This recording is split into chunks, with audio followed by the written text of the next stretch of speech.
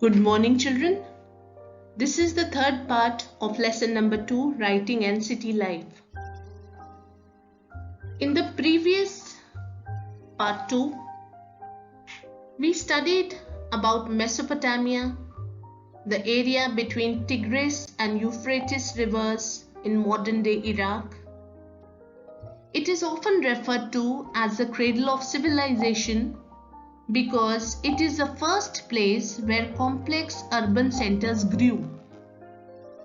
Today, in part 3, we will be studying something about urbanization in southern Mesopotamia, the temples of Mesopotamia, and the kings which were there in Mesopotamia. So let us start. Urbanization in southern Mesopotamia. Beginning of urbanization.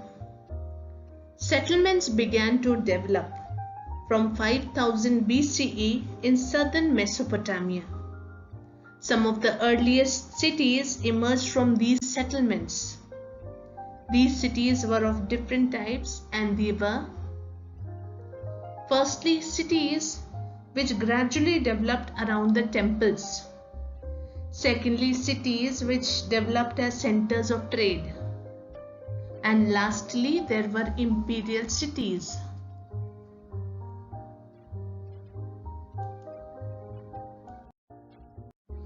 Mesopotamian city. Mesopotamia is a historical region of Western Asia situated within the Tigris-Euphrates river system in the northern part of the Fertile Crescent, in modern days roughly corresponding to most of Iraq, Kuwait, the eastern parts of Syria, southeastern Turkey, and regions along the Turkish-Syrian and Iran-Iraq borders. The Sumerians and the Akkadians, including Assyrians and Babylonians, dominated Mesopotamia from the beginning of written history to the fall of Babylon in 539 BC, when it was conquered by the Achaemenid Empire. It fell to Alexander the Great in 332 BC, and after his death it became part of the Greek Seleucid Empire.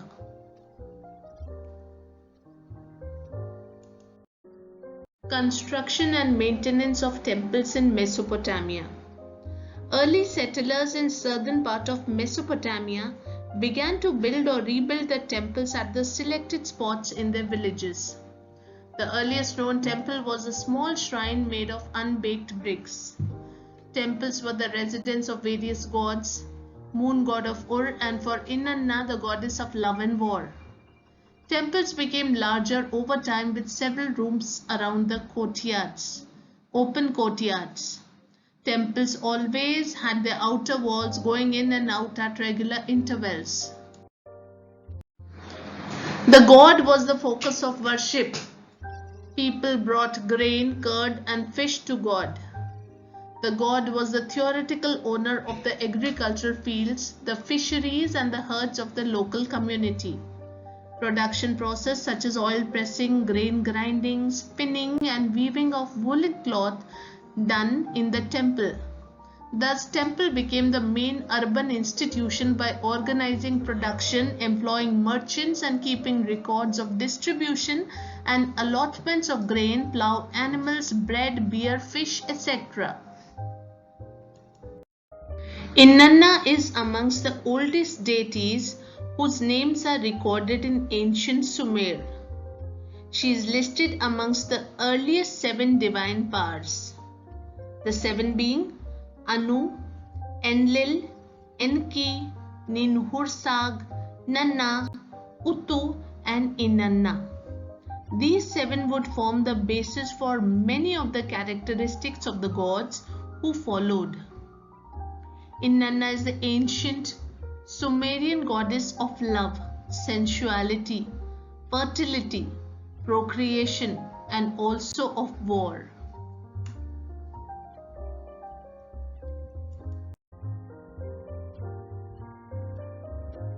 Temple at Ur. This image is of the ruins of Ur, with the ziggurat of Ur visible in the background. Down you can see the ziggurat of Ur. It is given more clearly.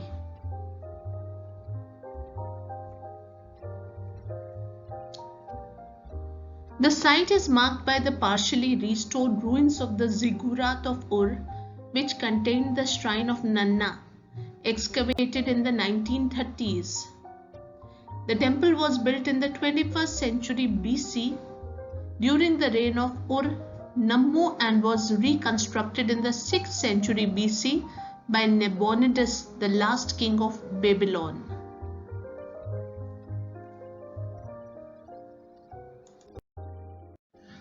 Role of kings in construction and maintenance of temples in Mesopotamia. Archaeological records show that villages were periodically relocated in Mesopotamian history because of flood in the river and change in the course of the rivers. There were man-made problems as well. Those who lived on the upstream stretches of a channel could divert so much water into their fields that villages of downstream were left without water. There was a continuous warfare in Mesopotamian villages for land and water. The victorious chiefs distributed the loot among their followers and took prisoners from the defeated groups. They were employed as the guards or servants. The chiefs also offered precious booty to the gods to beautify temples. He organized the distribution of a temple wealth by keeping records. This gave the king high status and authority. War captives and local people had to work for the temple or for the ruler. Those who were put to work were paid rations. Hundreds of people were put to work at making and baking of clay cones for temples. Life in the city of Ur. In Mesopotamian society, the nuclear family system was the norm. The father was the head of the family. Marriage. We know little about the procedures of marriage. A declaration was made about the willingness to marry by the bride's parents. When the wedding took place, gifts were exchanged by both the parties, who ate together and made offerings in a temple. The bride was given her share of inheritance by her father. The father's house, herds, fields, etc. were inherited by the sons. Ur was a town and one of the earliest cities excavated in the 1930s. Narrow, winding streets indicated the wheeled carts could not have reached many of the houses. Sacks of grain and firewood would have reached on donkey back. Why? Because of narrow, winding streets. Town planning and street drains were absent in Ur. Instead of drains, clay pipes were found in the inner courtyards of houses. House roofs sloped inwards and rainwater was channeled via the drain pipes into sumps in the inner courtyards.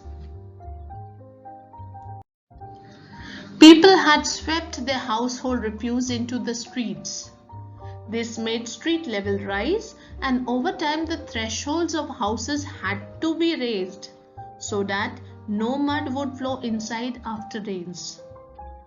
Light came into the rooms not from the windows but from doorways opening into courtyards. Superstitions about houses, as recorded in omen tablets at Ur. First superstition was a raised threshold brought wealth. Second, a front door that did not open towards another house was lucky.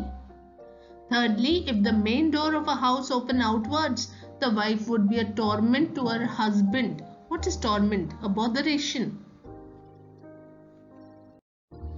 Town cemetery at Ur. Cemetery is a large burial ground, especially one not in a churchyard. Here in Ur, the graves of royalty and commoners have been found. Very few individuals were found buried under the floors of ordinary houses. 16 royal tombs were discovered with valuable objects inside in the cemetery at Ur.